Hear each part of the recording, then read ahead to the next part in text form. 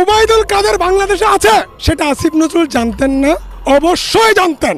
আসিফ নজরুল একটু সময় ক্ষেপণ করে জনগণের যে রেভলিউশন, জনগণের যে ক্ষোভ, সেই জায়গাটাকে একটু স্থিমিত করার সময়টা নিয়েছেন।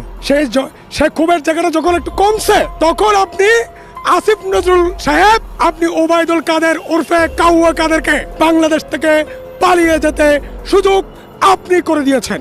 আসিফ নজরুল স্যার, আপনাকে এখানে বসিয়েছি আমরা, স্বরাষ্ট্র উপদেষ্টা মহোদয়, আপনাকে আমরা এখানে বসিয়েছি, ছাত্র জনতা বসিয়েছে, এ দেশের জনগণ বসিয়েছে আপনাকে অন্য কেউ বসাই নেই। শেখ হাসিনার দাবিদারি করার জন্য আপনাকে ওখানে বসানো হয় না। শেখ হাসিনাকে তাড়িয়ে দিয়ে যারা শেখ হাসিনার পক্ষেই কাজ করে যাচ্ছে তারা শুধু মুখোশ পরিবর্তন করেছে, তারা অরিজিনালে আওয়ামী লীগ বা ইন্ডিয়ার হিসাবে কাজ করে যাচ্ছে। তার ভিতর অন্যতম হচ্ছে আসিফ নজরুল। শেখ হাসিনা পালিয়ে যাওয়ার পরে যে সমস্ত তার হেভিওয়েট প্রার্থীরা ছিল আওয়ামী লীগের, তারাও কিন্তু গ্রেফতার হয়েছে। কিন্তু ওবায়দুল কাদেরকে নিয়ে মানুষের ক্ষোভ ছিল অনেক তীব্র পর্যায়ে। ওবায়দুল কাদেরকে কেন গ্রেফতার করা হয়নি? তিনি শেখ হাসিনা পালিয়ে যাওয়ার 3 মাস পরে ওবায়দুল কাদের বাংলাদেশ থেকে পালিয়েছে। এই 3 মাস তিনি কার বাসায় ছিল? এবার চাক্ষুষ প্রমাণে সেই তথ্যটি বেরিয়ে আসলো। ওবায়দুল কাদের তিনি পালিয়েছিলেন আসিফ নজরুলের বাসায়। 5 আগস্টে ওবায়দুল কাদের দেশ ছেড়ে পালাতে পারেনি, তিনি ছিলেন আসিফ নজরুলের বাসায়। শুধু তাই না, এই ওবায়দুল কাদেরকে দেশ ছেড়ে পালাতে সাহায্য করেছে আসিফ নজরুল। কত টাকার বিনিময়ে, এমন একটি নিউজ বর্তমান বাংলাদেশে ভাইরাল। চলুন ভিডিওতে আজকে বেশি কথা বাড়াবো না, সরাসরি আজকে আমরা চলে যাব মূল ভিডিওতে। হাসিনা পলায়নের আগেই গোপনে দেশ ছেড়ে ভারতে চলে যায় ওবায়দুল কাদের। গণমাধ্যমের কল্যাণে এমন খবরই শুনেছিল দেশবাসী। অথচ হঠাৎই এলো ভিন্ন খবর। হাসিনার আগে দূরে থাক, হাসিনা পালানোর 3 মাস পরও দেশ ছাড়তে পারেনি কাদের।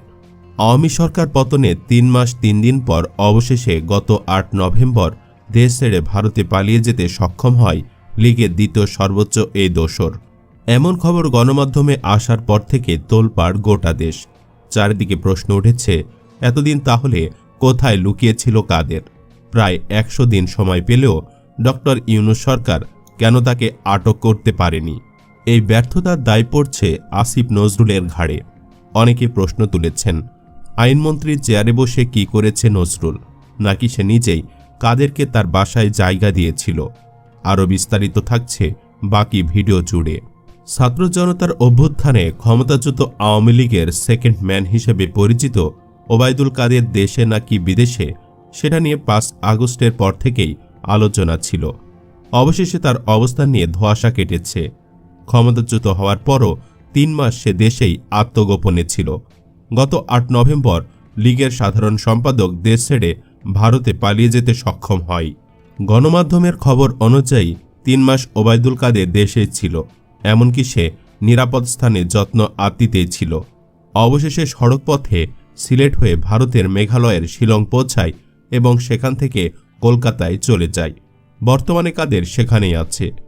এখন কথা হলো, কাদেরের মতো কালপ্রিট কিভাবে এতদিন দেশেই আত্মগোপনে ছিল? কারা তাকে আশ্রয় প্রশ্রয় দিয়েছে? এটা নিয়ে তোলপাড় সৃষ্টি হয়েছে। গত জুলাই আগস্টে যত ছাত্র জনতার প্রাণ গিয়েছে তার সিংহভাগ দায় কাদেরের। কারণ সে আন্দোলনরত শিক্ষার্থীদের ওপর ছাত্রলীগ নামক সন্ত্রাসীদের লেলিয়ে দিয়েছিল। ছাত্র জনতাকে সে বিএনপি জামায়াত তকমা দিয়ে মোকাবেলা সরাসরি ঘোষণা দিয়েছিল। যখন তার সন্ত্রাসীরা ফেল করেছিল তখন সে পুলিশ বাহিনী লেলিয়ে দিয়েছিল। এসব বিবেচনায় কাদের হাসিনা থেকেও পাপী হতে পারে, অথচ তাকে গ্রেফতার করতে পারেনি ডক্টর ইউনূসের সরকার। এখানে ডক্টর ইউনূসের থেকেও দায়টা বেশি আইন উপদেষ্টা আসিফ নজরুলের। কারণ একজন ডক্টর ইউনূসের পক্ষে তো সব সামাল দেওয়া সম্ভব না, তাহলে তো আর এত উপদেষ্টা নেওয়া হতো না। এমনিতেই আসিফ নজরুলের বিরুদ্ধে নানান অভিযোগ উঠছিল। তারপর আবার কাদেরের ঘটনা সামনে আসায় গোটা দেশবাসী তাকে সন্দেহ করছে। অনেকে সরাসরি বলছেন নজরুলের আশ্রয়ে ছিল কাদের, যদিও তথ্য প্রমাণ ছাড়া এমন বয়ান দেওয়া ঠিক না। তবে এই বয়ান একেবারেই অযৌক্তিক না। নজরুলের সাম্প্রতিক কার্যক্রমে তাকে সন্দেহ করাও অস্বাভাবিক না। আবার নজরুল নয়, কাদের সেনাবাহিনীর আশ্রয়েও থাকতে পারেন। তবে এ নিয়ে সরকার সঠিক ব্যাখ্যা দিতে পারছে না। সরকারের একটা পক্ষ থেকে বলা হয়েছে, ওবায়দুল কাদের এতদিন দেশে ছিলেন সে সম্পর্কে সরকারের কাছে কোনো তথ্য ছিল না। সরকার জানতে পারলে তাকে গ্রেফতার করত। আরেকটা পক্ষ বলছে, কাদের দেশে ছিলেন সেই প্রমাণ নেই। এই যখন পরিস্থিতি, ওবায়দুল কাদের কিভাবে দেশ ছেড়েছেন তা জানতে চেয়েছে আন্তর্জাতিক অপরাধ ট্রাইব্যুনাল। পুলিশের মহাপরিদর্শককে আগামী 15 দিনের মধ্যে এ বিষয়ে ব্যাখ্যা দিতে নির্দেশ দেওয়া হয়েছে বলে জানিয়েছেন chief prosecutor Mohammad Tajul Islam. Chief prosecutor বলেন, আমরা আদালতে দৃষ্টি আকর্ষণ করেছি। ওবায়দুল কাদের গত 3 মাস বাংলাদেশে ছিলেন। গ্রেপ্তারি পরোয়ানা জারি হওয়ার পর তিনি কোথায় ছিলেন, কিভাবে তিনি গ্রেপ্তার হননি এবং পরবর্তী সময়ে তিনি কিভাবে বাংলাদেশ ছেড়েছেন, এ বিষয়গুলো সম্পর্কে আইনশৃঙ্খলা বাহিনীর কাছে ব্যাখ্যা চাওয়া হয়েছে। আদালত নির্দেশ দিয়েছেন 15 দিনের মধ্যে এই ব্যাখ্যা দেয়া হোক। এ বিষয়ে আসিফ নজরুলের কোনো বয়ান এখনও আসেনি। তবে নজরুলের দলের লোক অন্তর্বর্তী সরকারের প্রধান উপদেষ্টার প্রেস সচিব শফিকুল আলম বলেছেন, কাদের 3 মাস কোথাও লুকিয়ে থেকে দেশ ছেড়েছেন এমন কোনো প্রমাণ সরকারের হাতে নেই। মানে দেখুন, তার কথার টিউনই অন্যরকম। একটা পক্ষ যেখানে নমনীয়ভাবে বলছে কাদের দেশে থাকলেও সরকার জানত না, সেখানে শফিকুল সরাসরি প্রমাণ নেই বিষয়টি উড়িয়ে দিতে চাচ্ছে। এই ভদ্রলোককেও কিন্তু সাংবাদিক ইলিয়াস ভারতীয় এজেন্ডার বলে জানিয়েছেন। মানে নজরুলের দলের লোক কাদেরের বিষয়ে সে কিছু না জেনেই বলে দেয় বিষয়গুলো আমরা খতিয়ে দেখছি। অনেকগুলো বিষয় জানতেও পেরেছি। ওবায়দুল কাদের বাংলাদেশে ছিলেন কি ছিলেন না সেই প্রমাণ সরকারের হাতে নেই। বিপরীতে স্বরাষ্ট্র উপদেষ্টা লেফটেন্যান্ট জেনারেল অবসরপ্রাপ্ত মোহাম্মদ জাহাঙ্গীর আলম চৌধুরী বলেছেন, ওবায়দুল কাদেরের দেশে থাকার বিষয়টি সরকার জানত না, জানলে তাকে গ্রেফতার করা হতো। এর আগে গত 19 অক্টোবর রাজশাহীর বিজিবি সদর দপ্তর পরিদর্শনের সময় আওয়ামী লীগের সাধারণ সম্পাদক ওবায়দুল কাদেরের খোঁজ দিতে পারলে সাংবাদিকদের পুরস্কৃত করার ঘোষণা দিয়েছিলেন স্বরাষ্ট্র উপদেষ্টা। সে সময় সাংবাদিকরা ওবায়দুল কাদেরের অবস্থান সম্পর্কে জানতে চাইলে তিনি বলেন, আমার কাছে কোনো তথ্য নেই, কিন্তু আপনারা তো অনুসন্ধানী সাংবাদিকতা করেন। যদি আমাকে ওবায়দুল কাদের কোথায় আছেন তা জানাতে পারেন, আমি আপনাদের একটি পুরস্কার দেব। আপনারা আমাদের অনেক তথ্য দিতে পারেন। তবে আক্ষেপ আমাদের, কোনো সাংবাদিকও কাদেরের খোঁজ দিতে পারেনি। অথচ প্রায় 3 মাস প্রভাবশালী মহলের ছত্রছায়াতে ছিল ওবায়দুল কাদের। সে নিরাপদে ও বেশ আরাম আয়েশে ছিল। সবুজ সংকেত পেয়ে পরে দেশ ছেড়ে পালাতে সক্ষম হয়। তবে এই নিরাপদে দেশ ছাড়ার ক্ষেত্রে প্রতিবেশী দেশের হাত থাকতে পারে বলে গুঞ্জন রয়েছে। যদিও সূত্রের খবর, এ ব্যাপারে ভারতে থাকা শেখ হাসিনার কোনো সুপারিশ ছিল না, কারণ হাসিনা নাকি ওবায়দুল কাদেরের ওপর অনেকটা ক্ষুব্ধ ছিল। হাসিনা কেন রাগ করেছে সে কথা আগেই জানিয়ে দিয়েছি। আগে বলেছি, সরকারি চাকরিতে কোটা সংস্কারের দাবিতে ছাত্র আন্দোলনকে সহিংস রূপ দেওয়ার পেছনে ওবায়দুল কাদের সবচেয়ে বেশি দায়ী। সেটা কেবল আমরাই মনে করছি না, এমনকি খোদ আওয়ামী লীগের নেতাকর্মীরাও তাকে দায়ী করছে। কাদের আন্দোলন দমাতে ছাত্রলীগকে লেলিয়ে দেওয়ার প্রকাশ্য ঘোষণা দিয়ে মূলত আন্দোলনকে নিয়ন্ত্রণের বাহিরে ঠেলে দেয়। রাজপথে ছাত্রদের আন্দোলন যখন প্রকট হচ্ছিল, তখন কোণঠাসা হয়ে পড়ছিল কাদের। দলীয় লোকজনও তার তীব্র সমালোচনা করতে থাকে। ছাত্রলীগের সাবেক নেতাদের ডেকেছিল আন্দোলন নিয়ে আলোচনা করতে। সেখানেও তার আচরণে ক্ষুব্ধ হয়ে নেতারা তার বিরুদ্ধে ভুয়া ভুয়া স্লোগান দেয়। আগস্টের শুরু থেকেই ওবায়দুল কাদের দৃশ্যপটের বাহিরে চলে যায়। সূত্রমতে শেখ হাসিনা তার প্রতি প্রচণ্ড ক্ষুব্ধ হয়। তার পরিবর্তে জাহাঙ্গীর কবির নানক ও বাহাউদ্দিন নাসিমকে দায়িত্ব দেয়। তবে শেষ রক্ষা হয়নি আওয়ামী লীগের। পালাতে হয় দলীয় প্রধানসহ বেশিরভাগ নেতাকর্মীকে। টানা প্রায় 15.5 বছর দেশ শাসন করা দলটি এখনও অনেকটা ছন্নছাড়া অবস্থায় দিনাতিপাত করছে। প্রায় 2000 মানুষের মৃত্যু এবং প্রায় 30,000 মানুষকে পঙ্গু করার দায় পুরোটাই বর্তাচ্ছে দলটির ওপর। এ অবস্থায় আওয়ামী লীগের পক্ষে ঘুরে দাঁড়ানো কঠিন হবে বলে মনে করছেন রাজনৈতিক বিশ্লেষকরা। জানা গেছে, গত 8 নভেম্বর ভারতে পালানোর আগে ওবায়দুল কাদের সিলেটে আশ্রয়ে ছিল।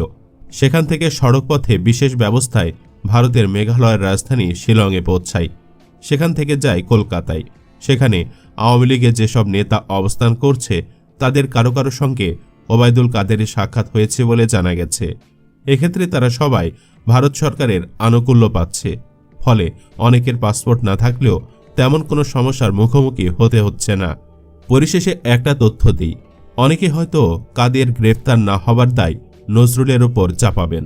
তবে একজন সাবেক মেজর জেনারেল টকশোতে বলেছিলেন, সেনাবাহিনীর তত্ত্বাবধানে কয়েকজন আওয়ামী লীগ টপ লেভেলের নেতা আশ্রিত আছেন। সেনাবাহিনীর অফিসাররা যে খাবার খায় তাদেরও খেতে দিচ্ছেন। সাংবাদিক ইলিয়াস হোসেন বলেছিল, ওবায়দুল কাদের দেশে আছে। নাম প্রকাশ না করে আইনশৃঙ্খলা বাহিনীর একজন লোক বলেছিল, ওবায়দুল কাদের দেশে আছে, কিন্তু কেউ তাকে ধরার চেষ্টা করেনি। এই তথ্য যারা জানে তাদের অনেকে বলছেন, বাংলাদেশের প্রত্যেকটি সেনাবাহিনীর ক্যান্টনমেন্ট, পুলিশের ট্রেনিং সেন্টার এবং আইনের ঊর্ধ্বতন কর্মকর্তার বাড়িতে রেড দেওয়া হোক এবং সরকারের দেওয়া প্রত্যেকটি বাসভবন চেক দিলে আরও অনেক আসামি খুঁজে পাওয়া যাবে। সে যাই হোক, দর্শক, আপনি ব্যক্তিগতভাবে কি ভাবছেন? কাদের কার বাসায় আশ্রয় ছিল বলে মনে করেন? আসিফ নজরুলের নাকি সেনাবাহিনীর? কমেন্টে জানাতে। ওবায়দুল কাদের বাংলাদেশে আছে সেটা আসিফ নজরুল জানতেন না? অবশ্যই জানতেন। আসিফ নজরুল একটু সময় ক্ষেপণ করে জনগণের যে রেভলিউশন, জনগণের যে ক্ষোভ, সেই জায়গাটাকে একটু স্থিমিত করার সময়টা নিয়েছেন। সেই ক্ষোভের জায়গাটা যখন একটু কমছে, তখন আপনি আসিফ নজরুল সাহেব, আপনি ওবায়দুল কাদের ওরফে কাউয়া কাদেরকে বাংলাদেশ থেকে পালিয়ে যেতে সুযোগ আপনি করে দিয়েছেন। এই স্বরাষ্ট্রমন্ত্রীকে আমরা বিশ্বাস করেছিলাম, কিন্তু এই যে বিডিআর হত্যাকাণ্ড, এই যে বিডিআরদেরকে জামিন না দেয়া, যারা আজকে 16 বছর ধরে নির্যাতিত নিপীড়িত, সেই নিপীড়িত যে বিডিআর সদস্যদেরকে যেভাবে আগের সরকার হয়রানি করেছে, অত্যাচার করেছে, এই সরকারও সেম অত্যাচার করছে। স্বরাষ্ট্রমন্ত্রী চেয়ারে বসে চর্বি জমে গেছে, চর্বি কিন্তু জনগণ ছুটাই দিবে। আপনার মতো স্বরাষ্ট্রমন্ত্রী আমরা কোমরে পেঁচে পেঁচে রাখি, আমরা আন্দোলনকারী নেতৃত্ব। এই যে চেয়ারে বসছেন না, আমাদের রক্তের উপর দিয়ে বসছেন, আমাদের ছাত্র শ্রমিক জনতার রক্তের উপর দিয়ে বসছেন। যেই নাটক শুরু করেছেন আপনি, আপনার কাছে আমি গিয়েছিলাম, কি জন্য গিয়েছিলাম? পাসপোর্ট অধিদপ্তরের ডিজি যেভাবে দুর্নীতি করছেন, যেভাবে আওয়ামী লীগের নেতাদেরকে দেশ থেকে পাসপোর্ট দিচ্ছেন, এর শুরু করার জন্য আপনার কাছে আজ থেকে 20 দিন আগে আমি গিয়েছিলাম, আমি আর তারেক। আপনি স্মারকলিপি রিসিভ করলেন না। আপনার কত বড় দুঃসাহস! আমরা সাবেক পলাতক স্বরাষ্ট্রমন্ত্রীকে কেয়ার করি নাই। আপনি তো কিচ্ছু না, আপনি কিচ্ছু না।